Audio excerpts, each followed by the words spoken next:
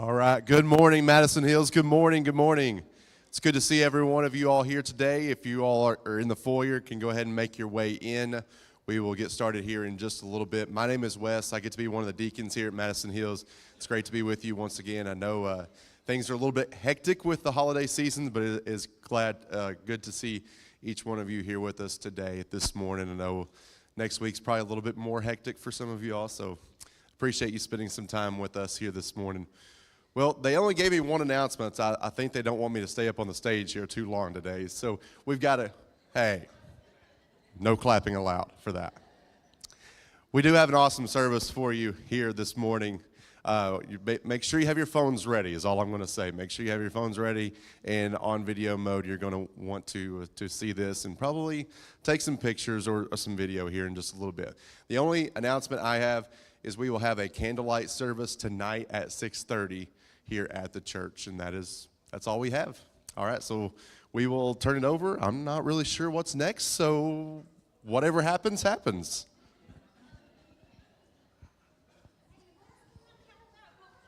Yeah, here we go.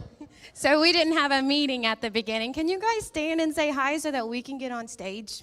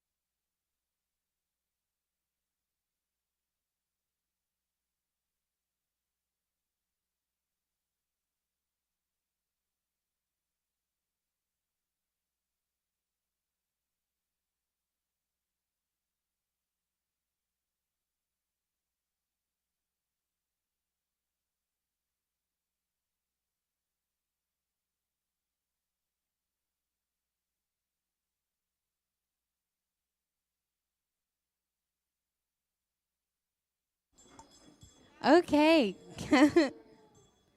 Well, we have something real fun this morning. The kids have worked so hard for, I think it's been about 6 weeks. It's been since November, since around the beginning of November. I love it. And so, Eli, they're muted right now, so you got to go on your tape. Good job.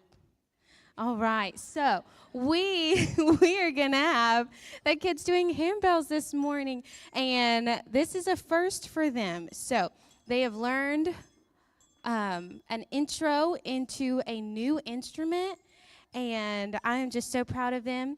And I've been telling them week after week, just like their handbells, they too are so unique and made with a purpose, and we are so excited to share this gift with you guys this morning. So you guys remain seated. We've got several carols to play with you guys, or for you guys today. So I'm going to put this mic down and hop down. All right, you ready?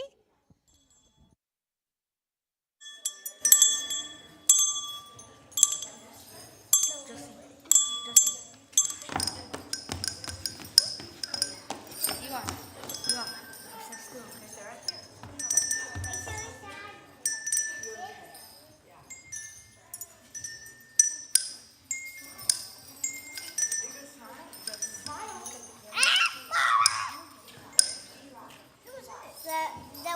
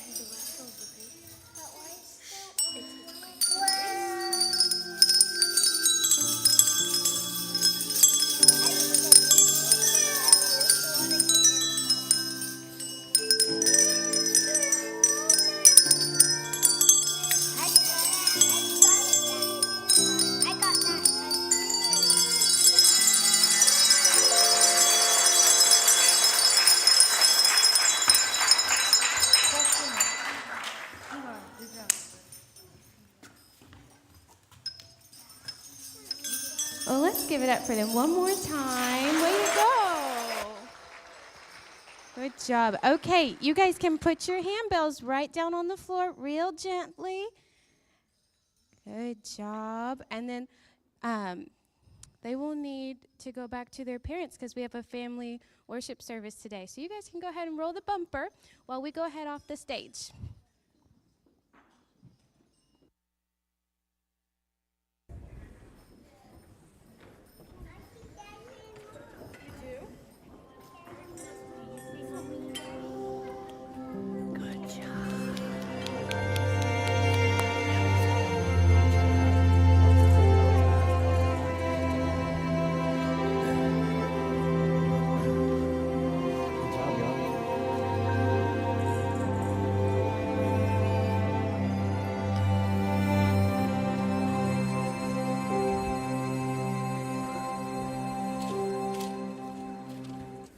Oh, that was so cute, so cool.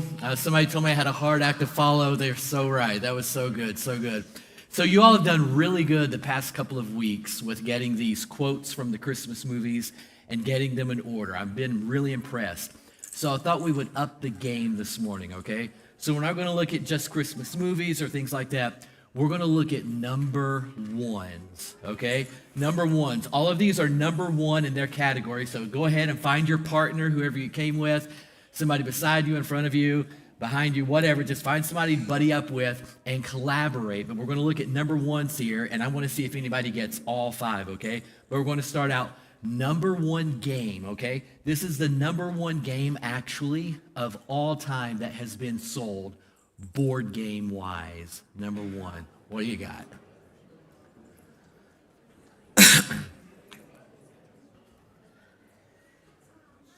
Are you ready? You think you got it? Okay, check this out.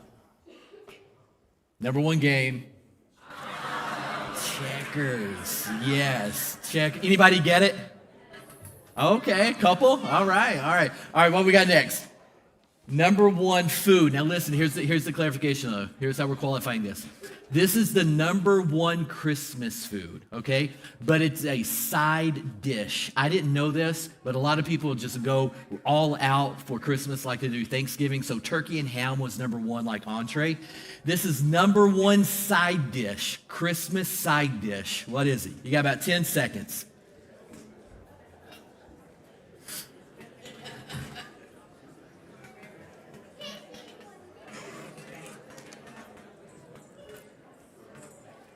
All right, you ready? Think you got it? All right, here we go. Mashed potatoes. Yeah, who got that? Most of us? Okay. All right, next category. This is the number one gift during the Christmas season. This is what people ask for the most and what is given the most. You got about 10 seconds.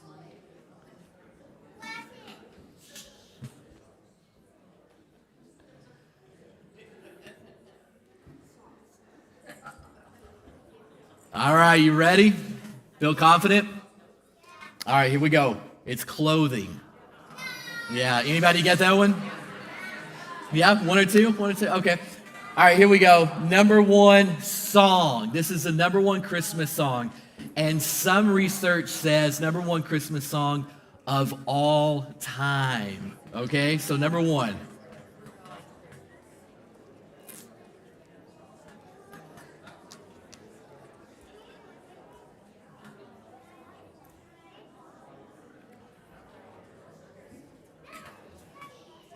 All right, you ready? All right, here we go. All I Want for Christmas. Yeah, who got it? Okay, handful of us. All right. Next category, and this is the last one. Number one movie, and get this. The American Film Institute voted this the number one movie of all time as the most inspiring movie. Okay, the number one most inspiring movie.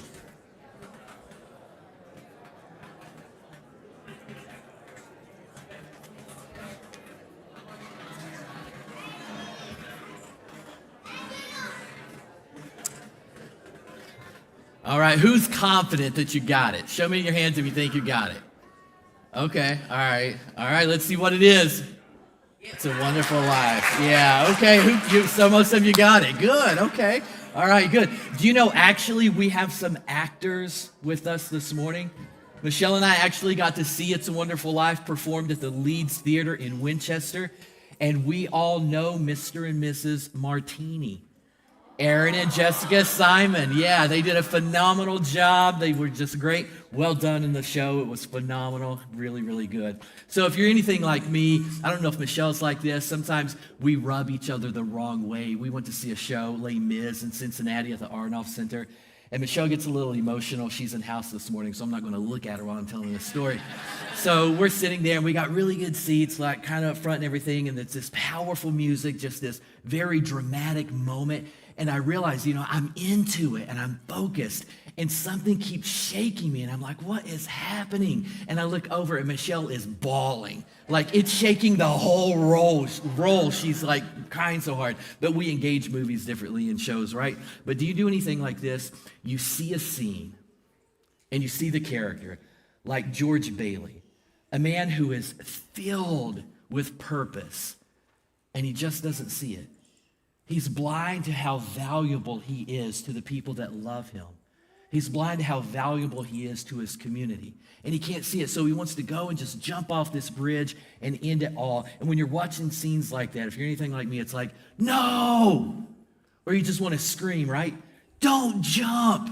Or run. We've all seen a movie, right, where some young lady's running from some threat, and she's running in slow motion, and then she trips over everything. It's like, get up, run, don't look behind the door. Do you ever scream at movies like that, right? You're watching this, and you know what you want the character to do. So I don't get most of my theology from social media, okay? I want you to know that. But every now and then, social media has some really good theology. So I'm watching this video, and this guy's like, hey, listen up. I heard a question, and I think it's the best question I've ever heard, and I just wanted to share it with you all and see what you think. And I think if you watch this video, it's going to be the best question you've ever heard. So I watched the video, and I walked away thinking, wow, that may be the best question that I've ever heard. If not, it's in the top 1 or 2 for sure. So here's the question. Check this out. If your life was a movie, your life was a movie, what would the people watching be screaming for you to do? Oh, isn't that a good question? The people watching you interact with others at your job, at home, in church, in the community, just watching you navigate life, what would they be screaming for you to do? I love. In case you didn't hear that, Gary Bryan said, "Shut up." Well played. Well played. Well played. So what we've been doing with this series, A Small Change, and a small change can change everything, is we're walking through the birth narrative from Matthew and Luke's gospel, and we're looking at the story of Jesus and how he was born into this world and his purpose. But we're doing so with a focus on the character Joseph. And if you've been keeping up with us over the past couple of weeks, you see that Joseph finds himself in some very complicated scenarios. Like he's navigating some very new terrain. He's actually engaged, basically married to a girl who ends up pregnant, and the child isn't his. And to make matters a little more complicated, he gets word that the child is actually from God.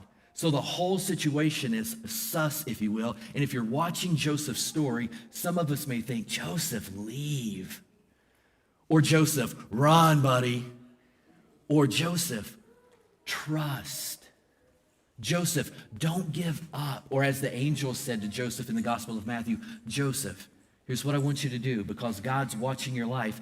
Take Mary home as your wife, give the son the name Jesus, and then I'm going to move you all forward as a family. So it's a beautiful story. And what we're going to do is we're going to transition from Matthew into the Gospel of Luke. And as we read this, I want you to notice a couple of things. One, this is very familiar language. On a lot of Christmas cards, this is some of the language. From Charlie Brown, you hear this story read. This is some of the common language from the Christmas story. But here's also what I want you to see.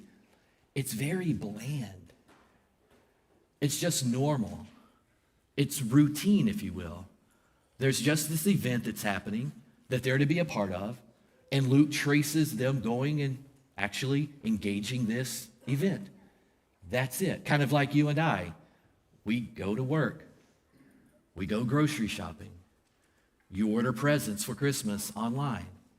You invite company over. you go to church. The next week, you do it all over again. So we come into Luke chapter 2, and this is what we read from Luke's gospel.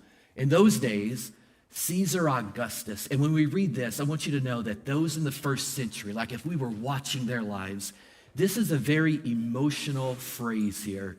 Caesar Augustus. He's the leader of the Roman world right now.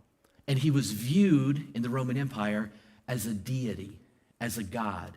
So the people who were oriented toward the one true God of Israel at the time, because Jesus hasn't come on the scene, so those people had a very emotional response to this emperor being called a god. What do you do with that dichotomy? How do you move forward with that?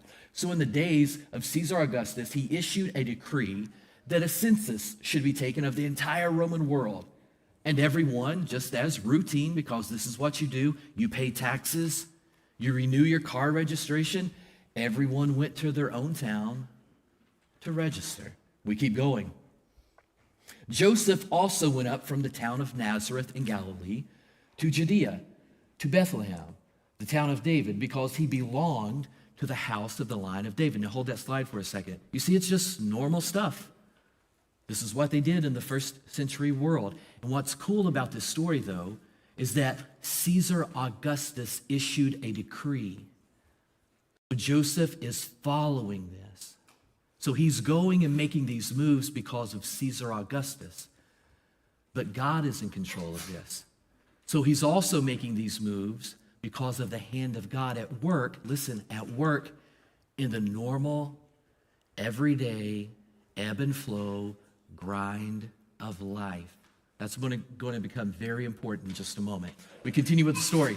So he went there to register with Mary, who was pledged to be married to him and was expecting a child. Now, here's what Luke is doing. He's doing a couple of things.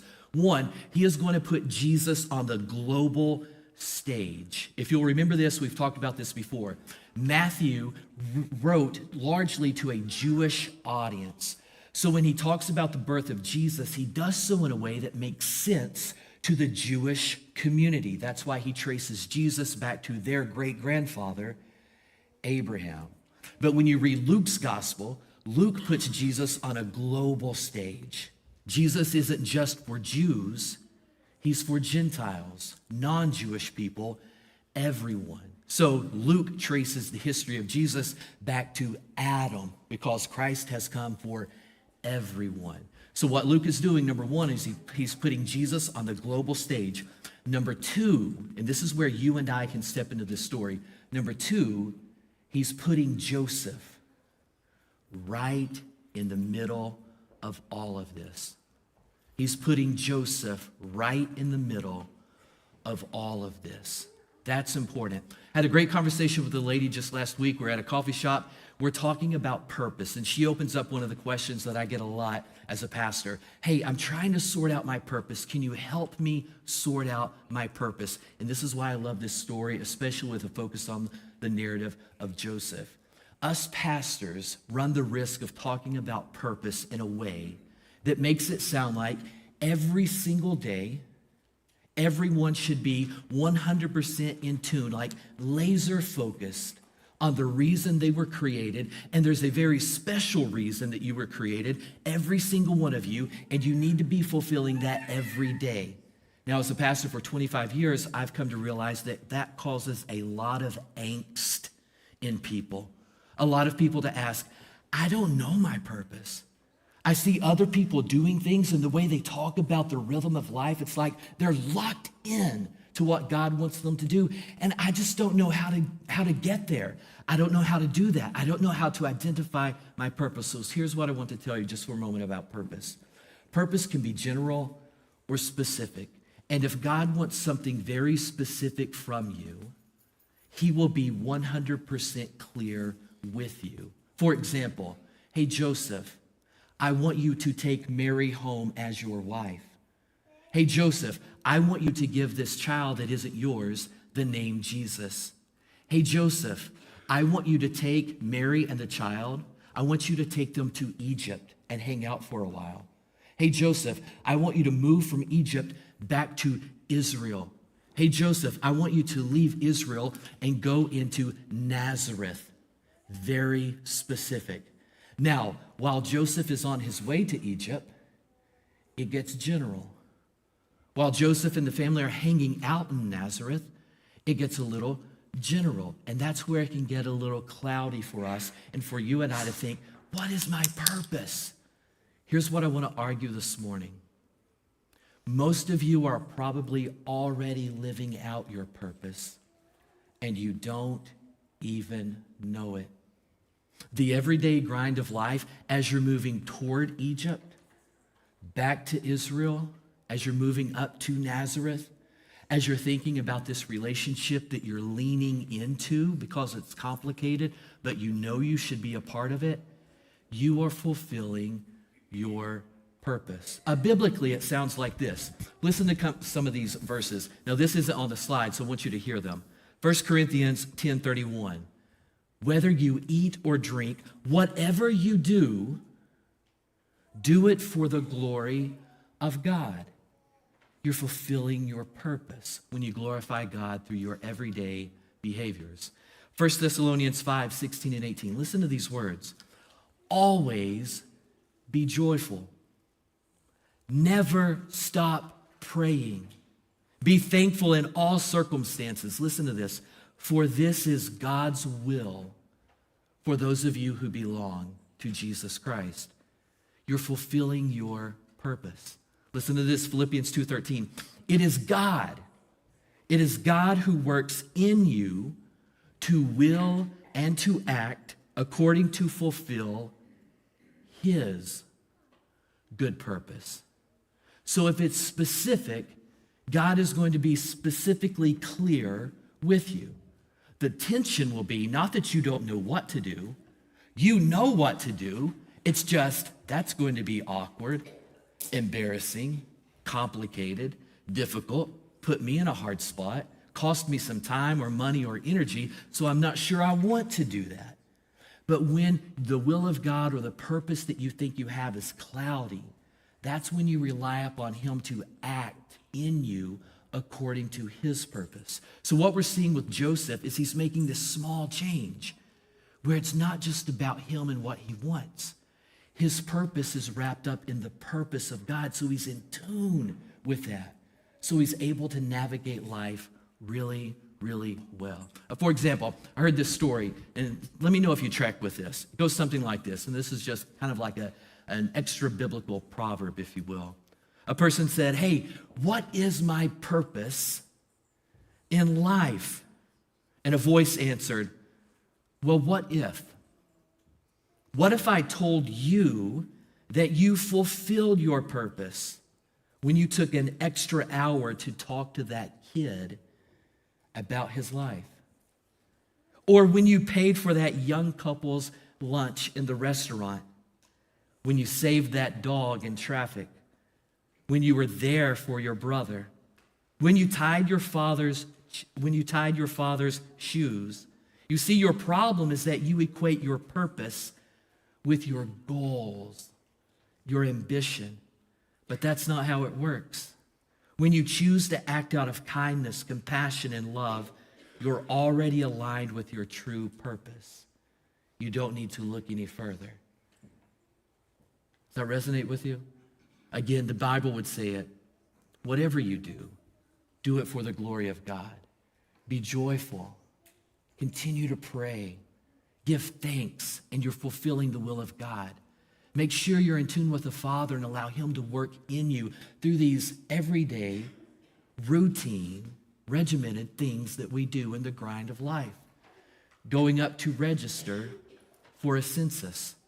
God's at work in Joseph's life, and he has no clue how profound the will of God is occurring in his life in those moments. Isn't that amazing? So here's what I want to leave you with, okay? We're going to start landing this plane, but it's going to be a little bumpy maybe, okay? So we're going to land, maybe a little turbulence, but we're working toward landing. We're on the descent, if you will. So 3 back-to-back stories where I saw this happening. One, it's at a shop called the Wacky Snacks, okay? Wacky Snacks. It's at the mall, and they have snacks, bags of chips from all over the world. They have different snacks. It's really interesting. I saw a bag of gummies that were Smurf-based. I'd never seen those. Really interesting, right? They call it Wacky Snacks. I go in there, and I'm looking for this bar of chocolate, Dubai chocolate. Is anybody in pursuit of Dubai chocolate? Okay, I'm going looking for this. He doesn't have it. I actually end up finding it at Kohl's for $19.99 for a bar just a little bit larger than our Hershey bar. So I'm like, what? Are you kidding me? Anyway, back to Wacky Snacks. I'm like, hey, do you happen to sell Dubai chocolate? Surely you have it. Your store is Wacky Snacks, right? I mean, you've got to have this chocolate bar. And he was like, no, actually, I don't sell it. And I'm like, okay, do you know who does? And he was like, well, there's a kiosk around the corner. And a guy sets up shop there, and that's all he sells. So out of respect for him, I don't sell Dubai chocolate. I'm like, okay, all right. So I'll go around, find the kiosk, and find that guy, talk to him a little bit. I don't like his prices either, okay? So I leave. Anyway, it starts, that response that he gave me, it starts just percolating in my mind for a while. And over a few days, I'm thinking about it. I'm like, that's really profound. So a couple of days ago, we go back over to the mall. I find this guy. I go back into the Wacky Snack shop. I find this guy, and I'm like, hey, I don't know if you remember me, but I came in a few days ago, and you told me you don't sell Dubai chocolate because you want to respect some of your competition here. I was like, can you tell me a little bit more about that? And he was like, well, yeah, like he was there. He was selling this. That's his business. So I opened this shop, and I realized that is his core business. So we're all in this mall together. So out of respect for him, I don't think I should sell that. And I said, I'm David. What's your name? He said, Parker. And I said, it's nice to meet you, Parker. Will you say that to me again? Because people don't talk like that anymore. Are you serious about that? That's gravitating toward purpose, where you're aware that you're part of something and you're not the center of all of it. Even though at times, like Joseph, God puts you in the middle of something. It's not always about you. That was amazing. I don't know if you know this or not, but there's a young man who is getting baptized today, but not here. He lives about 50 miles from here. And you've seen him. If I were to show you a picture, I'm not going to, but if I were to show you a picture of him, you know exactly what I'm talking about. He called me last week. We had a great conversation, talked for about a half hour, talked about some life changes going on in his world. And he said two things that just stuck out to me. Number one, he said, well, I live about 50 miles away, so as I've got these life changes occurring, I'm not going to be able to connect with Madison Hills like I was. I'm going to have to revert back to my home church. But I want you to know that I wish, these are his words, I wish there was a church like Madison Hills in my hometown. Every time I come there, I'm surrounded by love and encouragement. I wish there was a place. Then he said, I just wanted to call and thank you for your influence, for the church's influence. I'm making some changes, and I am selling myself out for God and his purposes. So next Sunday, which would be today, I'm going to get baptized at my home church. Is that cool or what? That's awesome. Another story, and then we'll finish up here. A few days ago, well, I guess a couple of weeks ago now, I was in a store Five Below, and my phone rang. And when I saw who was on the screen, I knew immediately who it was. We're really close to our neighbors to the left, just a great couple. We double date, Michelle and I, with them sometime. They're in their 70s, and the husband had had some health issues and wasn't looking too good, and things were kind of deteriorating. Well, I get a call, and the first thing that I hear on my phone is the phrase that I've left with my neighbor every time I call this individual, every time I leave their house, every time I leave their company. I'll say, hey, if you need me, call me. So when my phone rang and I saw the name, I was like, I know something's up. Something's happening. So I answer the phone, and all I hear is a lady talking in tears, an emotional wreck, just scattered. David, I need you. I need you, David. David, I need you. What I didn't know is that where she was at the time. So I can tell that she's moving, and she ends up, I tell her, hey, I'm about 5 minutes away. What's going on? She tells me that her husband has been in a severe accident. He's at the trauma center at UK. So she's telling me this as she moves on over. I can't get to her immediately. She moves over to our porch, and I hear Michelle come to the door. Michelle happens to see my name on her phone. And she says, Michelle, I need you to take me to the trauma center. Michelle drops everything. And I finish up, and I meet them over there. But Michelle drops everything in the moment, and she whisks our neighbor over to the trauma center. I tell you that for this reason. When you got a guy opening a business, and he's aware of what's going on around him, he's fulfilling purpose. When you have a guy who comes here and he's surrounded by people who show him the love of Christ and guide him in a right direction, you're actually fulfilling your purpose. So when you're connected to someone who eventually makes a drastic life change to surrender their life to the living Lord Jesus Christ, you helped in that. You're fulfilling your purpose as a church community. When you have someone who just drops everything to rush a neighbor in need across town to a hospital, that's fulfilling purpose because you're allowing God to work in you according to his purpose. And that's what our purpose should be about, his purpose. So when we continue with the birth narrative, we read phrases like this. Notice how the story goes on. While they were there, in this everyday, run-of-the-mill, grind of life, ebb and flow of how life operates in the first century world, while they were there, registering in this census, it came time for the child to be born. While you were here, Sunday after Sunday, it came time for a young man to change his life. While Michelle lived, and Michelle and I lived next door to our neighbors, while we were there, we were able to step into a very pivotal moment in their life. So let me ask you this. While you're there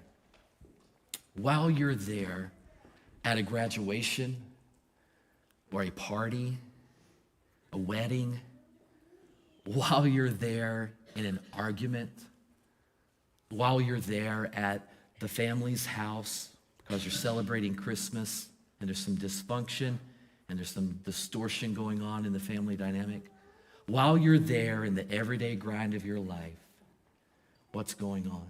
It's a beautiful thing to consider that this baby is born and placed in a manger. And as he moves from the manger to the cross, we start to see the purpose of God unfolding in Jesus' life. It's like God's watching him, and Jesus is stepping more and more and more into the will of God as he makes that move. And that's a move that we make every Sunday. I mean, the purpose was Jesus to be placed in this manger, but eventually so that he could grow up and save his people from their sins.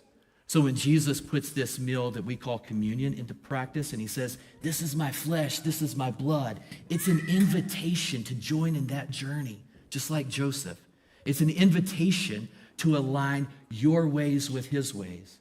To say, my purposes should be about his purposes. Whatever I'm doing should be for the will of God. In other words, I should be praying and thankful and filled with gratitude and fulfill the will of God because it puts me in a different mindset.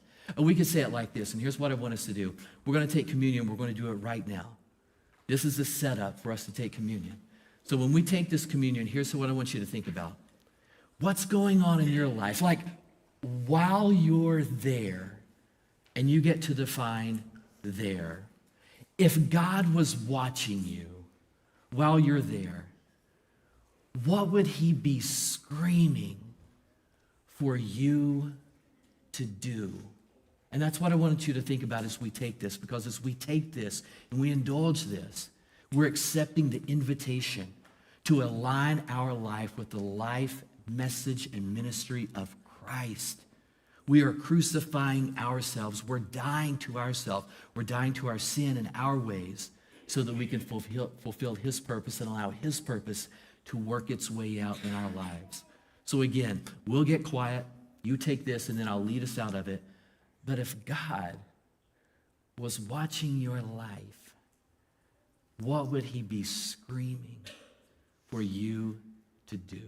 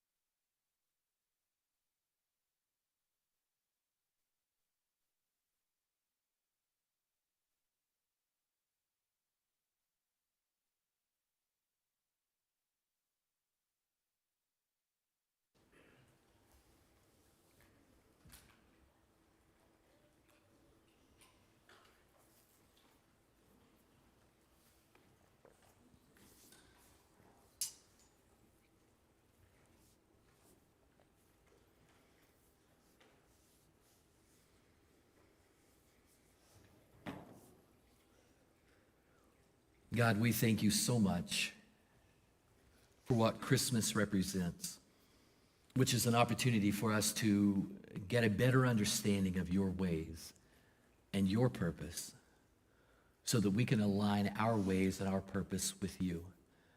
Father, thank you for what you're doing in every single life that makes up Madison Hills Christian Church. The way you're drawing us into your will, the way you're changing lives, the way you're shaping us up to be devoted followers of Jesus. Thank you, Father, for moving us from the manger to the cross and allowing Christ to be that Savior that we need. And Father, in doing so, we're understanding more about our purpose. Just generally when we have the opportunity to serve you and to serve others, and to serve you by serving others. And then specifically hearing what you want us to do and allowing you to give us the courage and the conviction to make that happen. So for a moment like this, when we think about Jesus and how he gave his life for your ways, we thank you. We know that we are following someone who can be trusted, someone who can guide us into the center of your will. For that we praise you. In his name, amen. I love how this story of Joseph ends, and we'll finish this series next week. But for this morning, it's interesting because Joseph, and if you've noticed this, in Luke's gospel, Joseph never speaks. He's silent. He doesn't say a word. And Joseph's character is a reminder of how important it is for someone who can hear and sense the purposes of God pressing on their lives, and who steps forward in those and puts those in action, and then just trusts God with the outcome. And that's where some of you all are. You've got this tension, you've got some pressure, some confusion, little uncertainty about how to move forward. That's where we step into the story of Joseph. And if you feel like you are right in the middle of something and you don't know how to navigate your way forward, that's one of the best places you can be, right in the middle of it. Here's what I've learned with relationships. When you're in the middle of something and no one else is saying the right things or making the right moves or calling for accountability or adjustments, and you feel that burden, you're the one God is calling to do that. So as we look at Joseph's life, I love how the story ends.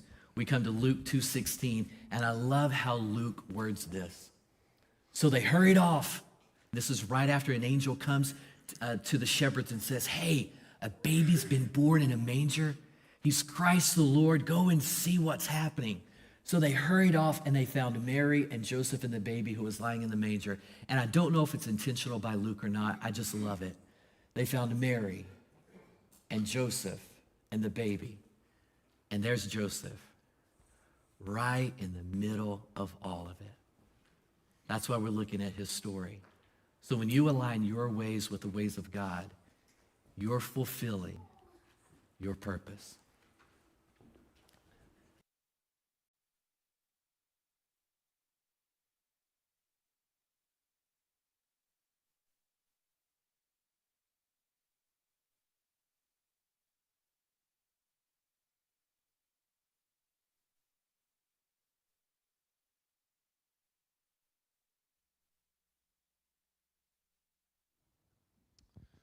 All right, as we wrap up this service here this morning, just a reminder as we go out, today is the final day for the Giving Tree. I know there's still some things that you may have, and today is that final day for the Giving Tree as well. If you do consider Madison Hills your home church, we encourage you, there are 3 ways to give. There are 2 boxes as you leave that say offering on them. If you have a check, any monetary value, you can drop those in the bucket as well.